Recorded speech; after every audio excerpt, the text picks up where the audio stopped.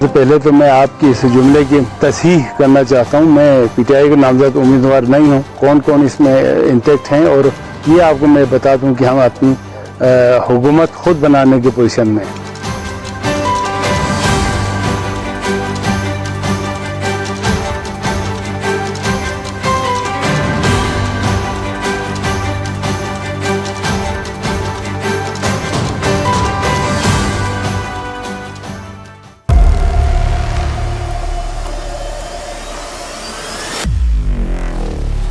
नाज़रीन, सरकारी मुलाजमीन पूरे पाकिस्तान में सरापा एहतजाज हैं। हुकूमत अपनी तरफ से कोशिश कर रही है कि जिस तरह से पीटीआई को कंट्रोल किया गया, इसी तरह से सरकारी मुलाजमीन को भी कंट्रोल कर लिया जाए। गिलगित बल्तिस्तान में वज़ीर आला के उम्मीदवार राजा आज़म खान ने मीडिया से गुफ्तगू करते हुए कहा कि मैं अभी तक भी पीटीआई की जानिब से वज़ारत आला का उम्मीदवार हूँ, क्या उन्हें भी रोका जा सकता है? दूसरी जानिब चीफ ऑफ आर्मी स्टाफ का बड़ा ऐलान, कहा पाकिस्तान को कोई भी ताकत तरक्की करने से नहीं रोक सकती। इस बात में किस हद तक सदाकत है? इमरान खान ने पार्टी छोड़ जाने वाले तमाम कारकुनान ओहदेदारान को एक मरतबा दोबारा फिर दावत दे दी पार्टी में वापसी की। क्या पाकिस्तान तहरीक इंसाफ का रिवाइवल होने वाला है? ये सब कुछ और बहुत कुछ आज के प्रोग्राम में।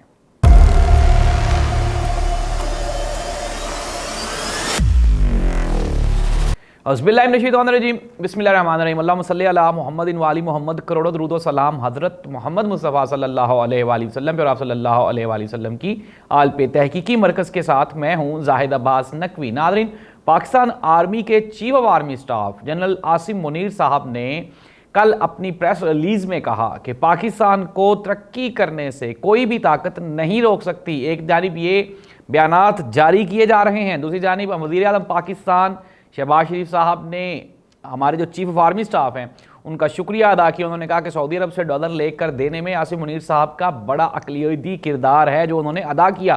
तो नाज़रीन, क्या पाकिस्तान आर्मी पाकिस्तान को इस मुश्किल और इस बहरान से निकाल सकती है? जी हाँ, बिल्कुल, क्योंकि पाकिस्तान आर्मी के रिलेशंस और पाकिस्तान आर्मी पर पूरी दुनिया आंखें बंद करके ट्रस्ट करती है। और अगर पाकिस्तान आर्मी वाकई ही पॉजिटिव रोल प्ले करे तो पहले भी पाकिस्तान को बहरानों से निकालने में पाकिस्तान आर्मी का एक बेहतर रोल रहा है और आइंदा भी ये रोल प्ले किया जा सकता है। लेकिन अगर ये रोल बेहतरी के लिए हो तो सबको खुशामदीद करना चाहिए। ज़ाहिर सी बात है कि कोई भी कुव्वत वो अकेली जब काम करती है तो उस कदर अच्छा परफॉर्म नहीं कर सकती। जिस तरह हमने पीटीआई के दौर पे भी देखा कि जब आर्मी और हुकूमत एक ही प्लेटफॉर्म पर थे तो मुल्क के लिए चीज़ें बेहतर हो रही थी, फिर जब आपस में इख्तलाफात पैदा हुए तो फिर मुल्क के लिए नुकसानात बढ़ते जा रहे हैं।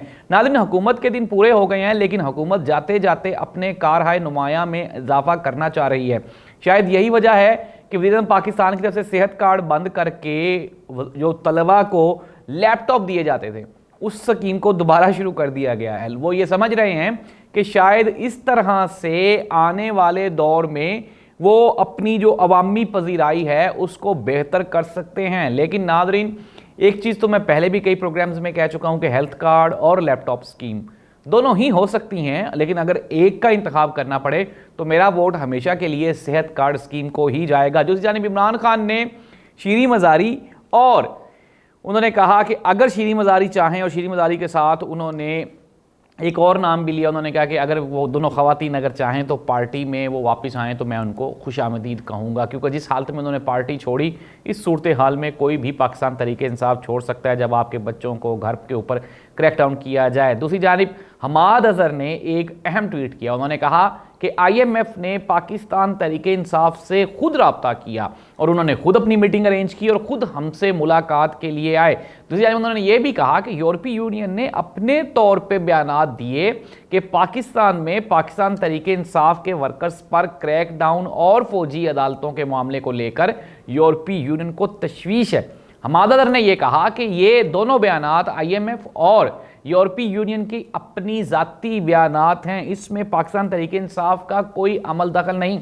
लेकिन साथ में उन्होंने ये भी कहा कि हुकूमत को शायद ये दोनों काम बुरे लगे, नागुज़ीर गुजरे, जिसकी वजह से अब दोबारा एक मरतबा फिर नज़ला जो है वो पाकिस्तान तरीके इंसाफ पे गिर रहा है। अब देखना ये होगा कि हुकूमत वर्सेस PTI। और दूसरी जानिब हमने प्रोग्राम के शुरू में बताया कि सरकारी मुलाजमीन वो भी हमने देखा कश्मीर में भी सरापा एहतजाज है, पंजाब में भी आज तीसरे रोज़ सरकारी मुलाजमीन का एहतजाज जारी है। नाज़रीन, सरकारी मुलाजमीन का मुतालबा ये है कि वफाक की सतह पर इनकी मरात को भी वैसे ही डील किया जाए, क्योंकि वो भी इसी मुल्क में रहते हैं।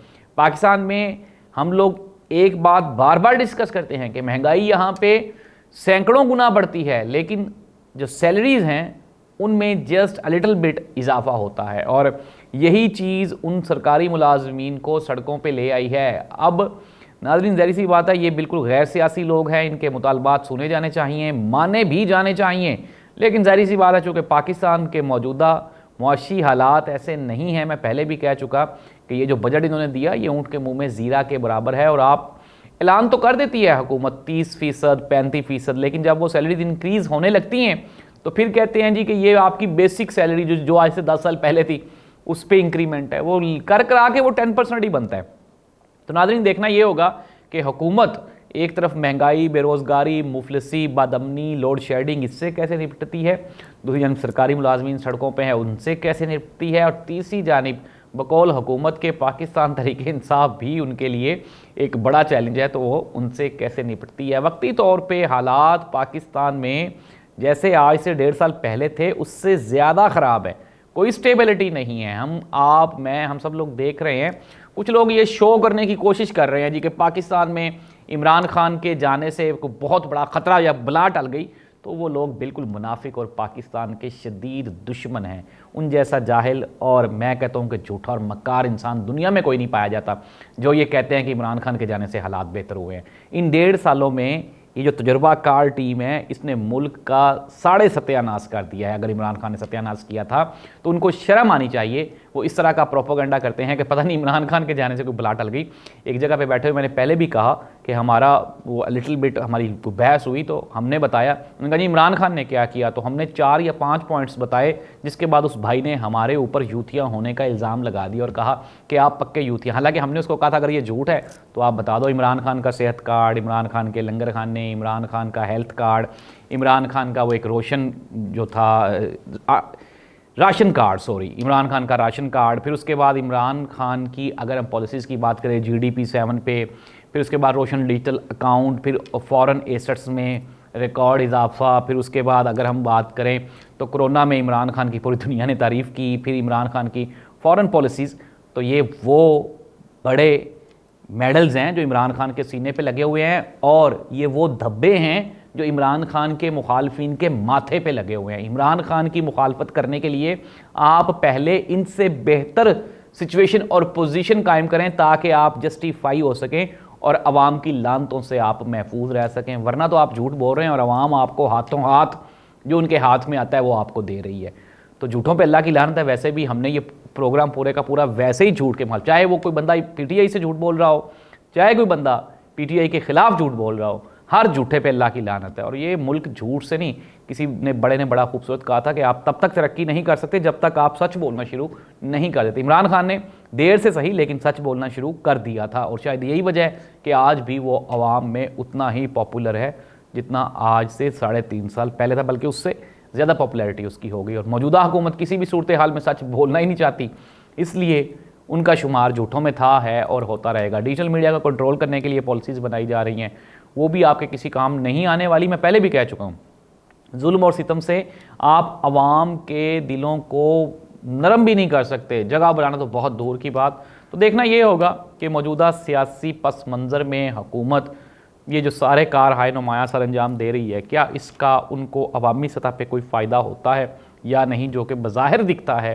कि नहीं हो रहा। लेकिन चूँकि चीफ ऑफ आर्मी स्टाफ साहब का बयान हौसला अफजा है, उन्होंने कहा कि पाकिस्तान तरक्की करेगा और आने वाले 1-2 सालों में पाकिस्तान की इकोनॉमिकल जो पोजीशन है वह बेहतर हो जाएगी। तो देखना ये है कि अल्लाह करे शायद आर्मी के पास, चूँकि हमेशा ही उनके पास कोई ना कोई प्रोजेक्ट और कोई ना कोई प्लानिंग होती है और वही काम करते हैं, हो सकता है इस मरतबा भी उनके पास कोई प्लानिंग हो और कोई अच्छा परफॉर्म करें और वो वापस पाकिस्तान ये जो इधर उधर भटक रहा है ये अपनी तरफ पे आ जाए। इमरान खान का नाम या इमरान खान की तस्वीर या इमरान खान का जिक्र करने से आप लोगों को मना कर सकते हैं, लेकिन इमरान खान पाकिस्तानी सियासत की वो ईंट है जिसको आप खींचेंगे तो ये पूरी की पूरी सियासी दीवार धड़ाम से नीचे गिर जाएगी और फिर पाकिस्तान में अवामी सियासी रहनुमा कोई भी नहीं होगा।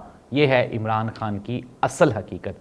जो इसके बरक्स इमरान खान के ऊपर ताने मार रहे हैं, गालियां दे रहे हैं, बहतान लगा रहे हैं, वो दरअसल अपनी छोटेपन को, अपनी बुराइयों को और अपनी छोटी शख्सियात को इमरान खान के मुकाबले में खड़ा करके बड़ा करने के ख्वाहिशमंद हैं। इसके अलावा और कुछ भी नहीं है। अपने मेज़बान ज़ाहिद अब्बास नकवी को इजाज़त दें। अल्लाह आपका हामी व नासिर हो। अल्लाह हाफ़िज़।